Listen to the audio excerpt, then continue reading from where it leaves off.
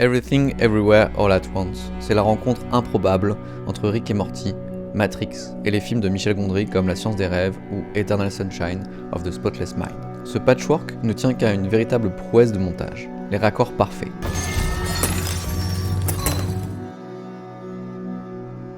Daniel Kwan et Daniel Scheinert sont un duo de réalisateurs qui ont commencé leur collaboration sur des clips jusqu'à leur premier long métrage en 2016, Swiss Army Man. C'était déjà un film déjanté puisqu'on suivait un jeune homme qui survivait sur une île grâce à sa capacité à communiquer avec un cadavre. Ce deuxième film était très attendu, mais il a été encore plus lorsqu'on a vu les premières images et surtout ce que ça racontait. Alors qu'est-ce que ça raconte ? Evelyn a beaucoup trop de choses à penser. Elle doit le même jour faire tourner sa laverie, finir la compta pour un redressement fiscal, trouver du temps pour sa fille et son mari, qui ont tous les deux des choses très importantes à lui dire. Jusqu'au moment où tout bascule, lorsqu'elle entre en contact avec un être d'un autre univers. Comme Evelyn, on passe par plusieurs émotions.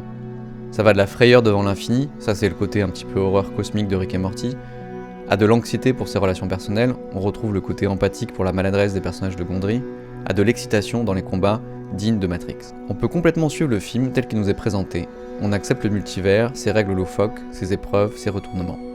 Mais on peut aussi le voir comme une allégorie d'un épisode de dépression sévère. Les conflits sont à la fois cosmiques et très intimes.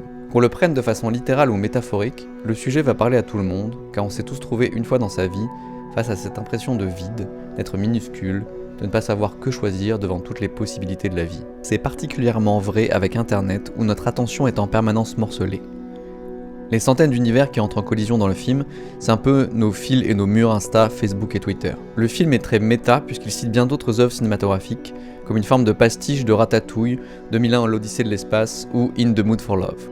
Mais en même temps, le film est extrêmement sincère, ce qui est plus difficile que d'avoir juste fait des blagues ironiques tout le long. On pourrait croire à un grand écart entre toutes ces références, et pourtant par le style, tout ça est merveilleusement unifié. Le film ne dure que 2 heures, vous allez vite les voir passer, et surtout elles sont d'une rare densité. Tout ça est possible selon moi grâce à ce que j'appelle les raccords parfaits. Mais avant de savoir pourquoi je dis que les raccords sont parfaits, qu'est-ce qu'un raccord ?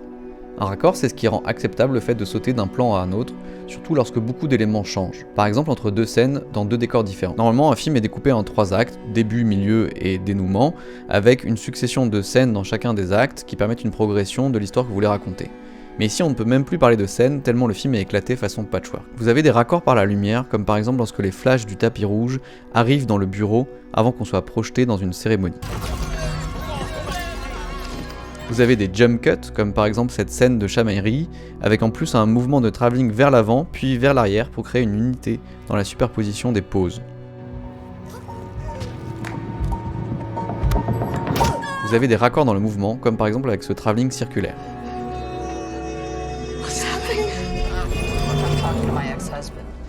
Vous avez des raccords regards, comme cette alternance entre le bureau de la fonctionnaire et le placard à balai.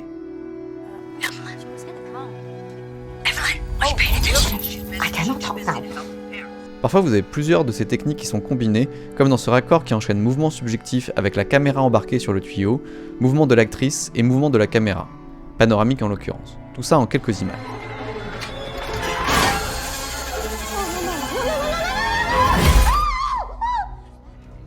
Et surtout le raccord le plus utilisé est celui le plus difficile à maîtriser, le raccord dans la composition, ici en plaçant au centre son personnage et en alternant les décors. Certains raccords arrivent même à créer du sens, comme la révélation de l'antagoniste du film, la grande méchante.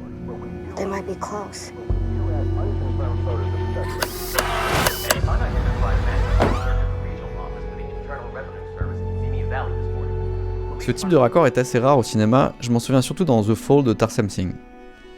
C'est rare car c'est un exercice mental difficile qui peut rater de 1000 façons, et être mis de côté au montage si ça ne sert pas l'histoire. Mais ici, l'histoire ne peut être racontée que si ces raccords sont parfaits. Il n'y a pas d'autre plan qu'on peut utiliser comme remplacement, par exemple un gros plan sur un visage ou sur un objet.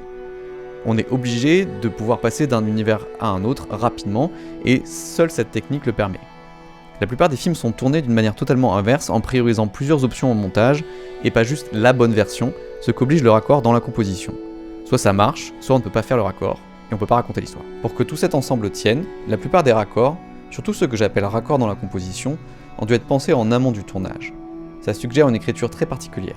Je suis à peu près sûr que les éléments de mise en scène que je vous ai racontés ont été pensés, voire peut-être storyboardés, dessinés, avant même la dernière version du scénario qu'on appelle continuité dialoguée. où en gros on sait le mot à mot de ce que vont raconter les personnages. Cette réflexion sur la forme qui anticipe le fond me fait penser à une mécanique de jeu vidéo. Je fais un petit détour par les jeux vidéo pour expliquer l'originalité et la prouesse derrière ce film. Dans un jeu vidéo, on crée d'abord des mécaniques. Qu'est-ce que peut faire le personnage qu'on contrôle, dans quelles conditions? Par exemple, le créateur de Mario a dit qu'il avait surtout pensé un truc qui peut sauter et rebondir, taper avec sa tête, passer d'un niveau à l'autre par translation, etc. Tout le reste est venu après, les tuyaux, les tortues, la casquette, etc. Il a construit son univers à partir des mécaniques qu'il souhaitait voir dans le jeu. Je trouve qu'au cinéma, ça devient très ludique pour le spectateur lorsqu'on ressent la même énergie. Le choix d'une forme, ici les raccords, qui génère la possibilité d'un univers, ici un multivers, d'un lore, la possibilité de scénario, de capacité des personnages et comment ils peuvent surmonter les difficultés qu'on place devant eux. Une fois qu'on vous donne la règle en tant que spectateur, vous jouez avec le personnage et ses auteurs.